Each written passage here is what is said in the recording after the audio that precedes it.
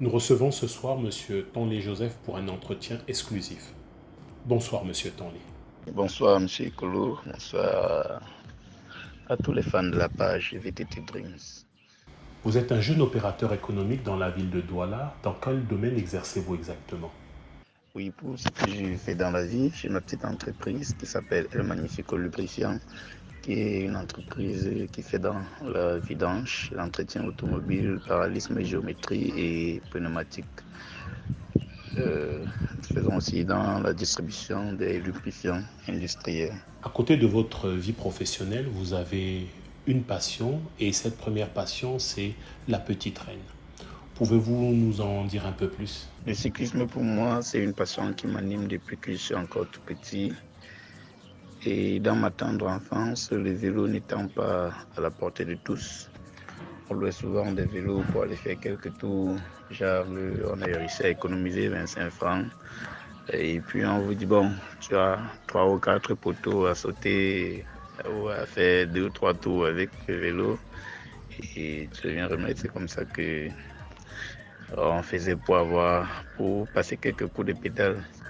Donc du coup, je m'étais fixé comme objectif depuis tout petit que dès que je gagnerais un peu les sous, la première des choses que j'achèterais serait un vélo et c'est ce que j'ai fait. En 2005, je pense bien, quand j'achète mon tout premier vélo de marque un châssis dame. Je commence à faire des petites distances. Je fais d'abord le tour de Douala tous les dimanches et après, je commence à aller sur l'axe lourd. Je faisais régulièrement Douala-Tico en aller-retour jusqu'à ce qu'un dimanche, je tombe sur l'équipe du Douala Vélo Club. Alors, je décide de les suivre. Et là, alors, je comprends que depuis là, je blaguais quoi. Je commence à faire quelques kilomètres avec eux avant qu'ils me lâchent sur le retour. Alors j'ai décidé d'intégrer le club pour mieux travailler et devenir performant parce que j'admire la façon dont les gars travaillent. Et je me dis, attends, je peux aussi devenir fort comme eux. Donc en 2006, j'intègre le club. J'ai fait quelques compétitions avec le club de 2006 là jusqu'en 2009. Voilà, je remporte quelques courses, celles qui me sont encore bien fraîches en mémoire. Je remporte, je pense que ma toute première course, c'était le 8 mars 2008, l'occasion de la journée de la femme, c'était à Djibouti. J'étais en VTT. Je remporte aussi la course de l'unité en catégorie VTT le 17 mai 2008 à Aqua. Et puis je remporte aussi la course du Ngondo en catégorie junior le 29 novembre 2009. Et là, je décide que j'arrête. Bon, les raisons pour lesquelles je décide d'arrêter, c'est parce que je m'étais rendu compte que le vélo ne pouvait pas nourrir son homme à cause de la gestion que les gérants du vélo faisaient. Genre, vous pouvez vous imaginer que vous gagnez une course, soit vous avez 5 000 francs, parfois on va vous écrire 50 000 francs sur l'enveloppe et on vous dit l'argent vient après et c'est tout. Donc en 2009, j'ai dit ok, il faut que j'arrête avec le vélo et je me concentre sur ma formation. C'est comme ça que je décide de ne plus passer à côté du vélo parce que c'était un peu comme une drogue quoi. Parce que tant que le vélo était à côté de moi, j'étais toujours tenté d'aller faire des tours. J'ai donc accroché définitivement en 2009 après la course du Ngondo. Et comme j'avais des petits frères derrière qui venaient d'arriver, ils étaient même surpris qu'ils m'admiraient quoi. Ils me disaient mais attends grand, comment tu peux être au top, tout le monde veut être comme toi et puis c'est là que tu décides d'arrêter. J'ai dit non c'est bon.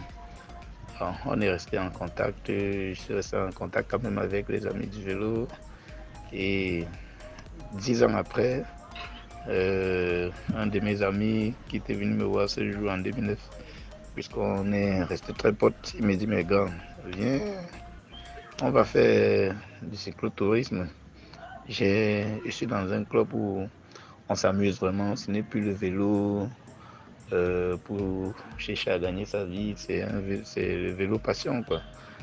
Donc, je le rejoins. Je pense que j'achète un vélo en ce moment. Et ma première sortie, je crois, c'était si mes souvenirs sont bons, je crois en novembre 2020. Et j'intègre le club. Et l'ambiance est bon enfant dans le club. Tout le monde est joyeux et pas de frustration, pas de stress. Ça permet plutôt de décompresser. Parfois, après une semaine très lourde, on va s'amuser. Alors, et comme je suis aussi quelqu'un, j'aime aider les gens, j'aime me mettre au service des autres, quoi, apprendre aux autres ce que je sais. Et on m'attribue le rôle de coach par mon expérience. Et puisque nous avons au sein du club des gens qui commencent le vélo pour la première fois à l'âge de 45-50 ans, ils ne savent même pas comment passer des vitesses. Donc il faut tout les apprendre de zéro, quoi. C'est comme ça que petit à petit je reprends goût et j'encadre aussi des jeunes petits frères qui veulent faire dans le vélo dans la ville de Douala et dans d'autres villes au Cameroun où je passe souvent. Et comme on dit souvent, le vélo c'est une drogue, je reprends la drogue. Et le jeudi étant un jour, je suis souvent libre le matin jusqu'à midi. J'ai dit, pourquoi ne pas aller faire aussi le vélo jeudi? Je mets donc sur pied une équipe qui s'appelle la Thursday Team du 3C. Monsieur Tonlé, nous vous avons vu très actif durant ces 48 dernières heures pendant le tour du Cameroun avec la création de la caravane des passionnés. De quoi s'agit-il? Quels étaient les objectifs de cette campagne? Pour ce qui est de la caravane des passionnés, c'est une idée qui m'est venue en tête depuis 2022, lors du Tour du Cameroun, dans l'étape Douala-Kribi, tombait un jeudi et je me suis dit, et si c'était le challenge de ce jeudi, quand j'étape la distance, je vois Douala-Kribi partant de chez moi, ça me fait 200 km. Alors je commence à chercher qui dans mon répertoire est partant pour ça. J'appelle quelques amis et je tombe sur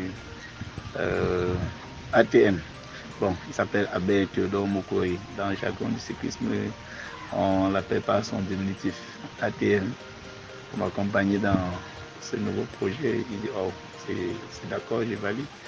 Donc, la course devant commencer à 9h. Lui et moi, nous partons donc de Douala à 6h30, 6h37, je pense bien.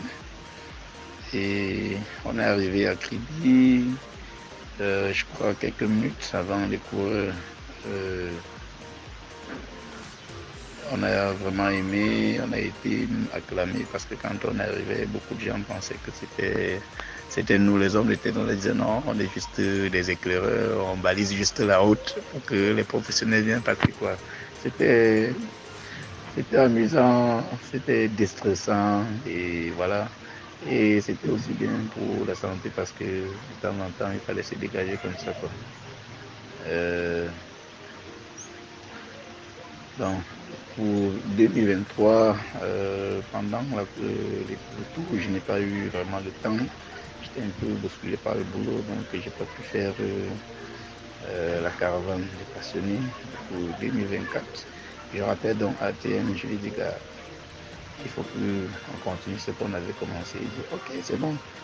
Et il y a même 2 étapes qui partiront de Douala. Il y a Douala-Limbé en aller-retour et il y a Douala-Pouma. On dit, ok, on fait donc les 2. On a lancé l'appel dans nos différents forums avec d'autres passionnés. Il y a quelques passionnés qui nous ont suivis. Certains ne nous ont pas cru au départ, mais Je pense que bien après, quand ils ont vu les images, ils ont regretté, ils ont dit non, il fallait nous dire un peu plus tôt, voilà, voilà. Attends. Bref, on sait que les futures éditions seront plus costaudes, quoi. Maintenant, le but de cette campagne, c'est quoi? C'est d'encourager nos jeunes frères qui sont encore sous selle, qui sont encore des compétiteurs, pour leur montrer notre solidarité. Pour dire vraiment, on est de tout cœur avec vous. Donc, la distance que vous faites pendant que vous êtes de passage dans notre ville, nous allons faire la même distance que vous en signe de solidarité, quoi, en guise de solidarité. Je pense que ils ont compris, ils ont été très satisfaits quand on s'est retrouvés sur la ligne d'arrivée. Ils étaient tellement fiers de nous voir. Mais attends, donc vous pouvez encore faire ça. Mais attends, mais c'est vous, nous on fait notre moyenne, vous faites la vôtre. Vous faites du 40 km, nous on fait du 28, 26, 28 km, mais le plus important c'est qu'on soit ensemble, quoi. Voilà un peu le but de cette caravane. À l'issue de la première édition de la Caravane des Passionnés, quel est le bilan que vous faites? Le bilan, il est satisfaisant. 2024 a constitué la première édition de la Caravane des Passionnés. Quels sont vos souhaits pour 2025? Je pense que même au niveau de la fédération, c'est au mieux que nous avons fait pour encourager les plus jeunes. Et il y a même des membres de cette fédération qui nous demandent d'essayer de rendre officielle notre participation. Et je pense qu'on va travailler là-dessus. J'espère qu'on nous l'accordera, que ce soit de façon officielle, qu'on sache que avant le tour, il y aura un petit tour des passionnés, des non-professionnels. Et pour ça, je sais compter sur mon collègue ATM, qui est déjà aussi quelqu'un de... Il est très connu dans la fédération puisqu'il est co-organisateur de la boucle du Bombari, qui est une course aussi très prisée par tous nos cyclistes camerounais qui commencent à été nos amis congolais et gabonais qui à la prochaine boucle de Dubombari. Donc, on espère que on nous donnera la possibilité de le faire. Avez-vous un mot à l'endroit des autres passionnés comme vous?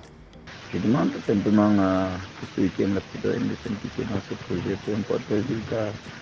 Si dans chaque ville où le tour passe, il y a un groupe de passionnés qui accompagne les coureurs, ça donnera une certaine valeur au Tour du Cameroun et pourquoi pas aux autres compétitions internationales qui se passent sous d'autres cieux. Monsieur Tanleu, nous arrivons au terme de notre entretien. Merci pour le temps que vous nous avez consacré et surtout bonne chance pour vos prochains projets sportifs et professionnels.